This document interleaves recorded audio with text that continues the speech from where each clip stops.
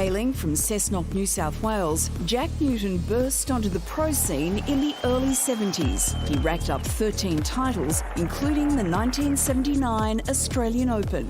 But he was arguably best known for his epic battles with two of the greatest of his or any era, Seve Ballesteros in the 1980 US Masters and Tom Watson in the 1975 British Open. No, it didn't go, and that's that. The 1975 Open champion is Tom Watson. People forget what an amazing golfer he was. I mean, he tied in the Open in 75 and then lost in a playoff to Watson.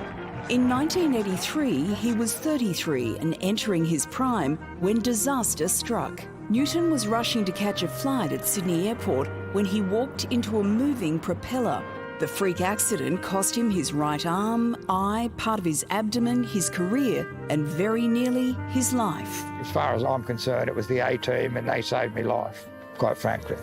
But while Aussie golf lost a champion, Newton never stopped championing Aussie golf. I think when you have a disaster like I had, there's two things you can do. You go away, sulk in the corner for the rest of your life, die, or you can pick yourself up and go forward. He became chairman of the PGA for many years, did a lot of things for charity, for junior golf, had his Jack Newton Pro-Am. His real passion was being out there on the course, talking to and watching the young kids develop. In 2007, Newton received an Order of Australia for his contribution to the game, and he continued to tear up the links too. Today, friends and colleagues remembered a great character, a larrikin, and an inspirational human who gave so much back to the game. The golf industry in Australia is better for him being part of it. In a statement, his family paid tribute to a courageous and loving husband, father, brother, grandfather and mate, a fearless competitor and iconic Australian. Jack Newton, ladies and gentlemen.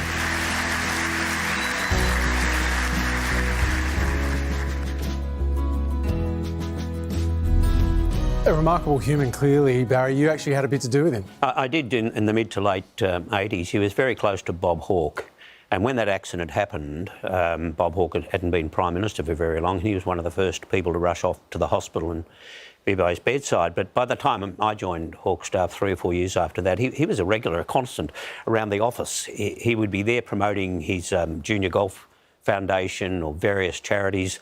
The remarkable thing about Jack Newton, and you kind of got a sense of that there, is that he didn't let that accident destroy him. He wanted to use his fame for various causes. He was relentless. He was tireless. Is that what Hawke liked about him, or was it the larrikin bit as well? I think a fair bit of the larrikin thing as well, because a lot of what Hawke gave up in '83, Jack Newton continued doing. Carried the torch. So he could live vicariously through Jack Newton. He was a real character. Yeah.